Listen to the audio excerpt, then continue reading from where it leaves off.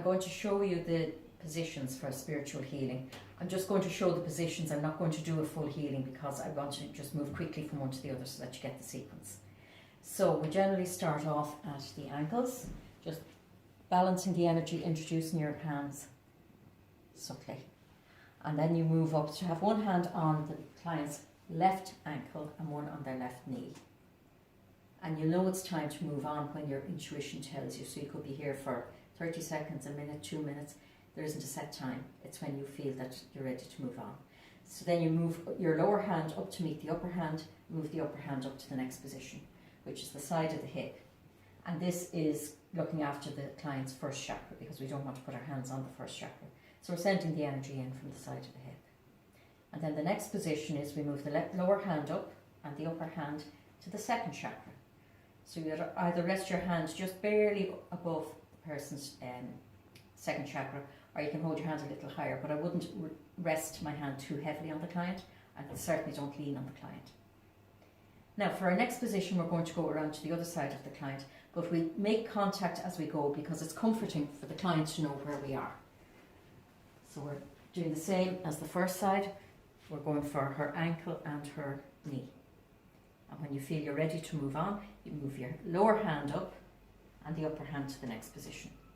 So again, we're working on the first chakra here, and then we follow that with bringing the lower hand up again, and the upper hand is going to the second chakra. So it's a repetition of the other side. And from this stage then, we bring the lower hand up and bring the upper hand up to the third chakra. So we're working on our second and third chakra. Now keep your own body comfortable. It's important to look after yourself as well. So have your knees just slightly softened. Keep your shoulders back. Don't go forward like that. So from here we bring our two hands just down directly to her wrist and her elbow. And then we move up, same as before, moving the lower hand up and the upper hand to the new position. And the next position would be the client's heart. So what we do is, again, we bring up the lower hand and we bring the upper hand to the upper part of the chest. Now, we tend not to have the hand too flat at this area, just making contact, or maybe just the fingers, or maybe just hovering above. While we know that the heart chakra is actually in the middle of the chest, we're sending the energy from here, just for modesty and comfort for the client. Now we're going to go to the other side. So we walk around again, we're going to keep contact. And we start off at her ankle and her elbow and wrist here.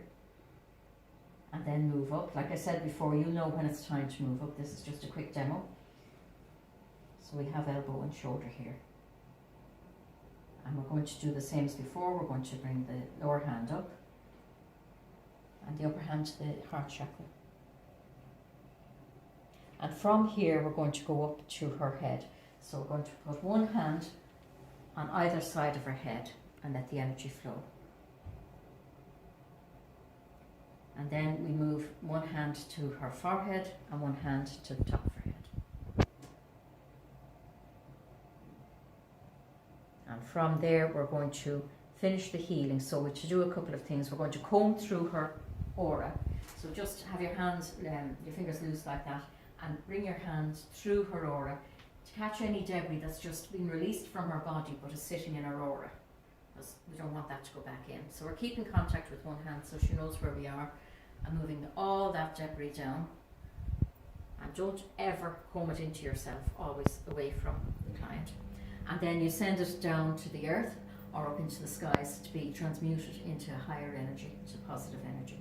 At this stage you will ground your client, so the best place to ground them is holding onto their ankles, and you do the ground, you visualise, and it depends which way you want to do it. If you're working with angels, you can ask them to help as well. And then you seal up, again you wait until you have a sense that the client is grounded. You also ground yourself at this stage. And when all that is done, you seal up your client's energy. Everything that you do symbolically is happening in the energy field. So that's to keep all the new and stronger energy in her energy field for the 2 to 3 days that it takes to integrate. And then we thank whoever has been working with us, and we do the cutting of the healing ties of this particular healing. So again, symbology is doing it on the energy field.